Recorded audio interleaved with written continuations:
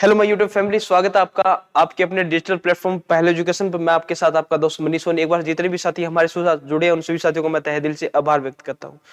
तो जैसा कि आप हम पढ़ रहे थे बीएससी एग्रीकल्चर पार्ट फर्स्ट और सेम फर्स्ट की एग्रोनॉमी की क्लासेज, जो 6 क्लासेज हो चुकी है। आज हमारी जो सातवीं क्लास है उस पर हम चर्चा करने वाले हैं। लगातार क्लासेज चल रही हैं। तो आज का जो हमारा टॉपिक है वो प्लांट डेंसिटी एंड जियोमेट्री।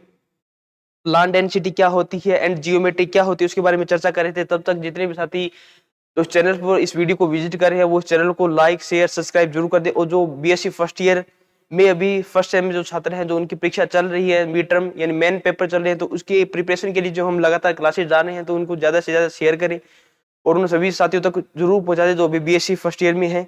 तो उनके लिए जो जैसे ही हमारा ये सिलेबस खत्म होगा, इनकी क्लासेज खत्म होगी, तो उनके लिए हम मैराथन क्लासेज लेके आएंगे। जो ओल्ड पेपर है, ओल्ड पेपर की भी क्लासेज लेके आएंगे। 5 साल के ओल्ड पेपर है, लगभग पेपर वही से आता है, तो उनकी भी क्लासेज आपके बीच में लेके आएंगे। तब तक आप साथी बने रहे। तो आज हम पढ़ने वाले हैं क्रॉप डेंसिटी एंड जियोमेट्रिक। पहले क्रॉप फसल ज्यामिति यानी क्रॉप जियोमेट्रिक क्या होती है, फसल ज्यामिति क्या होती है। तो प्राकृतिक संसाधन का खुला कुशलतापूर्वक, जो प्राकृतिक संसाधन का कुशलतापूर्वक उपयोग करते हुए किसी क्षेत्र में निश्चित पंक्तियां तथा स्तंभों में पौधों की व्यवस्था को ही फसल ज्यामिति कहते हैं। यानी प्राकृतिक संसाधनों का कुशलतापूर्वक उपयोग करके किसी निश्चित क्षेत्र में पौधों को पंक्तियों तथा स्तंभों में की व्यवस्था के को ही फसल ज्यामिति कहते हैं। यानी फसल को R/P के निश्चित अनुपात में बोया जाता है, वो एक क्रॉप जियोमेट्रिक है, यानी फसल ज्यामिति ही है। फसल ज्यामिति यह प्राकृतिक संसाधनों के उचित उपयोग के लिए बहुत ही आवश्यकता है, जैसे प्रकाश, जल, पोषण तत्व व स्थान आदि। जिस प्रकार जैसे मान लो हमने फसल को बिना किसी R/P के मान के बो दिया, तो मान लो चाहे जो हम उसे पानी देंगे, चाहे उसे प्रकाश मिलेगा, तो उसे पूर्ण रूप से नहीं मिल सकेगा और हमारी फसल सही तरीके से ग्रो नहीं करेगी। जैसे हम लोग 3 व्यक्ति है, 3 व्यक्ति को एक ही साथ झुंड में बिठा रखा है और हमें झुंड में एक साथ उसे खाना दे दें, वो 3-4 दिन से भूखे हैं, तो वो एक साथ खाने पर टूटेंगे, तो वो पूर्णतः किसी को भी पर्याप्त मात्रा में खाना नहीं मिल सकेगा। अगर मान लो एक एक व्यक्ति को डिवाइडेशन में खाना दे, बांट के खाना दे, तो उन्हें पूर्ण खाना भी मिल जाएगा, ऊर्जा भी पूर्ण मिलेगी। तो इस प्रकार भी फसलों में होता है। अगर उन्हें R/P के अनुपात में बोया जाता है तो जो प्रकाश, पानी, खाद दी जाती है तो उन्हें प्राप्त मात्रा में मिलती है। अगर उनको ऐसे ही बिना किसी R/P के अनुपात में बो दिया जाता है तो उन्हें जो फसल में जो पानी दिया जाता है, खाद दी जाती है, पोषक तत्व दिए जाते हैं, जो प्रकाश आता है, वो प्रकाश उन्हें प्राप्त मात्रा में नहीं मिल सकेगा और हमारी फसल ग्रो नहीं करेगी। तो प्लांट डेंसिटी इसीलिए रखी जाती है कि फसलों को R/P के अनुपात में बोया जाए और पूर्ण रूप से उन्हें जल ये सब मिल चुके।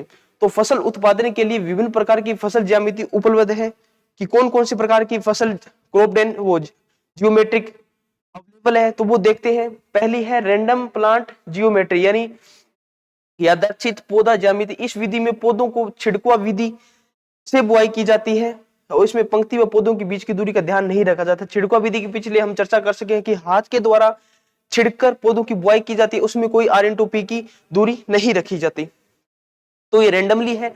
फिर है वर्गाकार विधि। इस विधि में पौधों से पौधे की दूरी व पंक्ति से पंक्ति की दूरी समान रखी जाती है और बहुत कम स्थान घेरने वाली फसलों में नहीं अपनाई जाती, यानी ज्यादा बहुत कम स्थान घेरती है उन फसलों में ये वर्गाकार विधि नहीं अपनाई जाती। फिर है आयताकार विधि। इस विधि में पंक्ति से पंक्ति की दूरी अधिक तथा पौधे से पौधे की दूरी कम रखा जाता है, कम रखी जाती है। तो तीन ही प्रकार की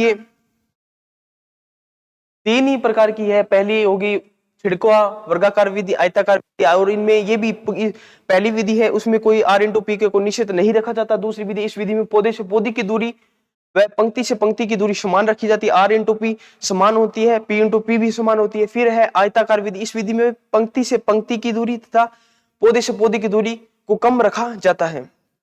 फिर है प्रति हेक्टर पौधों की संख्या। तो जो हमारा क्षेत्रफल होता है, क्षेत्रफल इंटू R/P होता है, तो प्रति हेक्टर में लगाई गई पौधों की संख्या भी हम निकाल सकते हैं। तो ये हमारा 7वां टॉपिक था, छोटा टॉपिक था। अब हम चर्चा करने वाले 8वें टॉपिक की चर्चा करेंगे नेक्स्ट क्लास में। तब तक जितने भी साथी हमारे साथ जुड़े हैं वो चैनल को एक बार शेयर सब्सक्राइब लाइक जरूर कर दे।